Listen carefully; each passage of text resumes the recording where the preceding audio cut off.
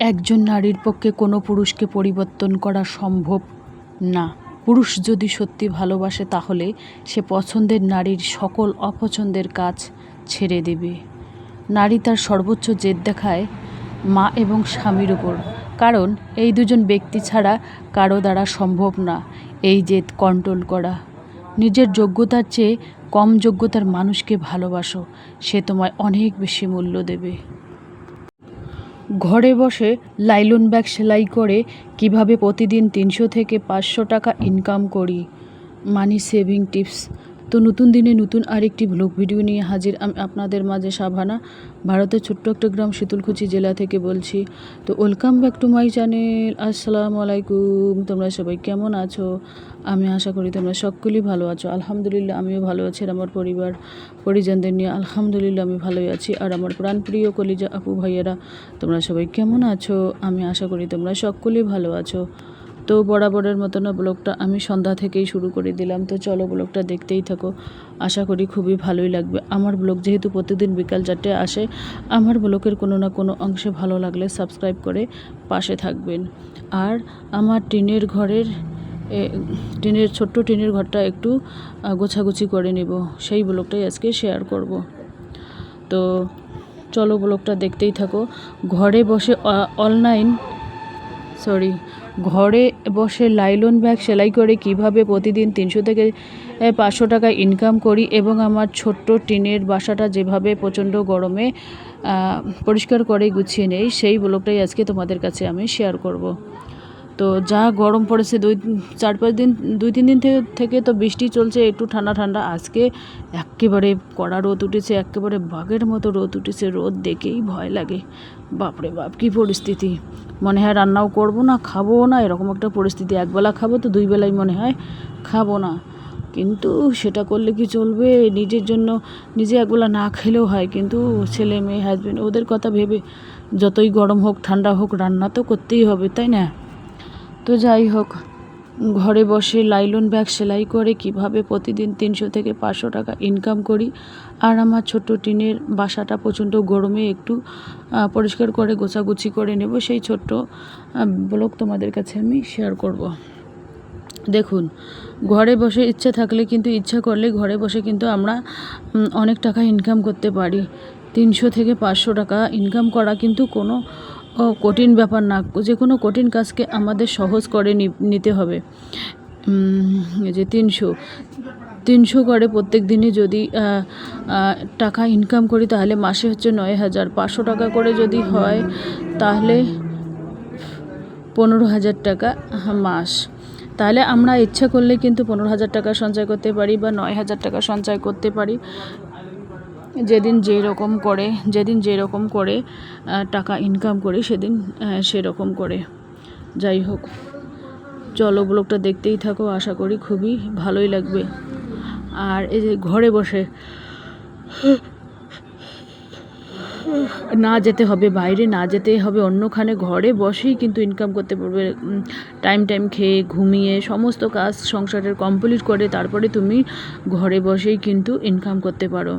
তো আমি কিন্তু অফ ক্যামেরায় লাইলন ব্যাগ সেলাই করে নিয়েছি, সেই ব্যাগগুলো বেঁধেও নিয়েছি। সেই 1 ডজন 2 ডজন 4 ডজন ব্যাগ সেলাই করেছিলাম অফ ক্যামেরায়। তো 2 ডজন নিয়ে গেছে দোকান থেকে, আর 3 ডজন নিয়ে গেছে, আর 1 ডজন আছে, সেটাই আজকে তোমাদের কাছে শেয়ার করব। তো যাই হোক, এবার আমি আমার সাদা মাটা টেবিলটা একটু মোছামুছি করে নেব। মানে কয়েকদিন থেকে ঘর গোছানো ব্লগ তোমাদের কাছে শেয়ার করা হয় না, কারণ সময় পাই না, সময়ের অভাবে হয় না, সেই জন্য আর কি দেখাই না। তো ভাবলাম যে না, আজকে ঘর গোছানো বা টুকিটাকি সংসারে কাজকর্ম একটু শেয়ার করি তোমাদের সামনে। প্রত্যেক দিনে ওই টাকারই তো দিতে হবে, টাকারই ব্লগ দেই। আবার ডিম বিক্রি করা, ব্যাগের ওইগুলো, মানে আমার যেহেতু প্রত্যেক দিন বিকাল 4টায় ব্লগ আসে, কোনো না কোনো ব্লগ তো শেয়ার করতেই হবে, তাই না? তো চলো ব্লগটা দেখতেই থাকো, আশা করি খুবই ভালোই লাগবে। আর আজকে ম্যাচিং পরেছি, ব্লু কালারের পরেছি, চুড়িদার পরেছি, আর ব্লু কালারের রন্না পরেছি। তো যাই হোক, প্রত্যেক দিনে আমার কিন্তু কম দামি জামা অনেক আছে। 300-400 টাকার দামি যে কুর্তিগুলো ওইগুলো কিন্তু অনেক আছে। আমি এখন দামি জামা কাপড় কিনবো না, কারণ দামি 1,500-2,000 টাকার জামা কিনবো, ওটা কতদিনে কার বিয়ে হবে না হবে ততদিনে পরবো। ওই জন্য কম দামি বললে সবসময় আর কি পরা যায়। এই যে দেখুন 1 ডজন ব্যাগ আছে, ব্যাগের ফিনিশিংটা দেখুন কত সুন্দর। তো এগুলোকে চাপা দিয়ে রাখতে হয়, চাপা দিয়ে রাখলে কিন্তু ফিনিশিংটা ভালোই হয়। ঘুম পাচ্ছে, ব্লগটা এডিট করতেছি রাত 11টার সময়।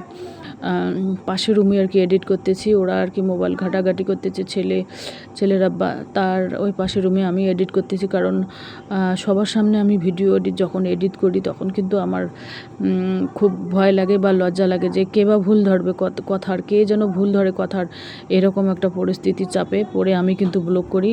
ইউটিউবে ব্লগ করা সহজ নয়, হ্যাঁ খুবই কঠিন। যে কোনো কঠিন কাজকে আমাদের সহজ করে নিতে হবে। তো রান্নার জন্য ডিম নিচ্ছি বের করে, মানে কয়েকদিন থেকে খাচ্ছি পোলট্রির মাংস। ছেলে মাছ পছন্দ করে না, কয়েকদিন থেকে পোলট্রির মাংস খাচ্ছি। তো ভাবলাম যে না, আজকে ডিম রান্না করব। তো চলো, যতটুকুনি পারি ততটুকুনি শেয়ার করবো, আর কয়েকটা অগোছালো কাপড় গুছিয়ে নেব। আর ব্লগ করতে করতে আমি ভাত বসিয়ে দিয়েছি কড়াইয়ের মধ্যে, ইন্ডাকশানে আর কি। অল্প রাতের ভাতটা আমি কিন্তু ওই 1.5 গ্লাস বা 2 গ্লাস চালে রান্না করতে হয়। যে দেখুন ভাত হচ্ছে, মানে ইন্ডাকশানটা না একটু মানে কম পাওয়ারই, সেই জন্য আর কি বারবার বন্ধ হয়, বারবার ওটাকে টিপে দিতে হয়। আর সন্ধ্যার সময় বিশেষ করে কারেন্টটা বেশি, সবারও ঘরে ঘরে ফ্যান চলে, লাইট জ্বলে, সেই জন্য কিন্তু কমই চলে। যখন ঠান্ডা হয়, ঠান্ডা দিনে কিন্তু খুব স্পিড হয় কারেন্টের, আর গরমের দিনে স্পিড কমে যায় আর কি। তো চলো, আমার সাদামাটা ব্লগটা তোমরা দেখতেই থাকো, আশা করি খুবই ভালোই লাগবে। আর দেখুন ব্লগের মধ্যে এরকম আমার ব্লগের মধ্যে কোনো না কোনো অংশ ভালো লাগলে সাবস্ক্রাইব করে পাশে থাকবেন। আর এই যে দেখুন, এটা হচ্ছে পুরানা কুর্তি, এটা আগের বছরের। আর গরমে সত্যি কথা কি, গরমের দিনে পুরানা কাপড়, পুরানা ওড়না নাইটি পরলে কিন্তু বিশেষ করে আরামই লাগে। আর গরমের দিনে যদি নতুন করে কোনো জামা কাপড় পরো তাহলে কিন্তু প্রচণ্ড গরম লাগে। তো সেই জন্য আমি গরমের দিনে হালকা পাতলা পুরানা নাইটি টাইটি পরে কিন্তু অফ ক্যামেরায় আমি ভিতরে কাজ করি, সংসারে কাজ করি থাকি। নাইটিটা পরলে নিজেকে ফ্রি ফ্রি মনে হয়, নাইটি পরে কাজ করলে নিজেকে ফ্রি ফ্রি মনে হয়। আর কুর্তি টুর্তি ওগুলো পরে করলে কিন্তু গরম গরম মনে হয়, খুব গরম বোধ মনে হয়। সেই জন্য আমি এভাবে আর কি করি, আমার যেটা ভালো লাগে সেটাই করি। এবার আমি কাঠের ফার্নিচারের আলমারিটা একটু মোছামুছি করে পরিষ্কার করে নেব আলহামদুলিল্লাহ। তো কাঠের ফার্নিচারে আলমারি হোক আর ওয়ার্ডরোব হোক আর কিসের হোক, যদি মোছামুছি চকচকে ঝকঝকে থাকে তাহলে বেশ মন খুবই ফুরফুরে থাকে আর কি। আর যদি গোছানো না থাকে সংসারের কাজকর্ম, তাহলে নিজেকে তো কেমন লাগেই। আর নিজেকে যদি খারাপ লাগে ঘর গোছানো না থাকলে, তাহলে মানুষকে কেমন লাগবে বলুন তো? তাহলে মানুষকে তার থেকে বেশি বেশি খারাপ লাগবে। তো এই যে দেখুন এখন আমি কাপড় গুছিয়ে লাল রেখের মধ্যে রেখে দেবো লাল রেখের মধ্যে। আর এবার বিছানাটা ঝেড়ে নেব, ঝাড়ু দিয়ে বিছানাটা ভালো করে ক্লিন করে নেব। এই যে দেখতেই পাচ্ছেন, এভাবে ক্লিন করে নেব বিছানাটা। তো যাই হোক, আজকের ব্লগ এ পর্যন্তই। ততক্ষণ তোমরা সবাই সুস্থ থাকো, সাবধানে থাকো, টাটা, আল্লাহ হাফেজ। এবার টিনের বেড়াটা একটু মোছামুছি করে নেব। টিনের বেড়া হোক আর টালির বেড়া হোক আর মাটিরই খ্যাড়েরই হোক, কিন্তু মোছামুছি পরিষ্কার থাকলে কিন্তু বেশ ভালোই লাগে আর কি। আর ধুলোবালি বেশ যদি জমে থাকে তাহলে কিন্তু খুব খারাপ লাগে, ধুলোবালি জমে থাকলেই খুব খারাপ লাগে। আর প্রত্যেক দিনই কিন্তু ক্যামেরার সামনে হোক আর অফ ক্যামেরায় হোক আমি একবার হলো মোছামুছি করে নেই প্রত্যেক দিনই। যেহেতু আমরা প্রত্যেক দিনের কাজ, প্রত্যেকটা গৃহিণীরই কিন্তু প্রত্যেক দিনেরই এই সংসারে কাজকর্ম থাকে, মানে সারাদিনের রুটিনের মধ্যে এইগুলোই থাকে। তো এই যে দেখুন ডিম বার করে নিয়েছি, এক একজনে নাকি দুটো করে ডিম খাবে। মেয়ে বলে কি একটা ডিম দিয়ে কে ভাত খায়, 2-3টে ডিম হলে কিন্তু ভাত খাওয়া ঠিক মজা আসে। তো ভাত অলরেডি অল্প বাকি আছে, হয়ে যাবে 5-7 মিনিট লাগবে আর কি। এভাবে আমি লাল রেখের মধ্যে কাপড় চোপড় গুছিয়ে রেখে দিয়েছি। এই যে দেখুন ডিমগুলো এভাবে রেখে দিয়েছি। ড্রামের মধ্যে ডিম থাকলে কিন্তু ফাটার সম্ভাবনা কম থাকে।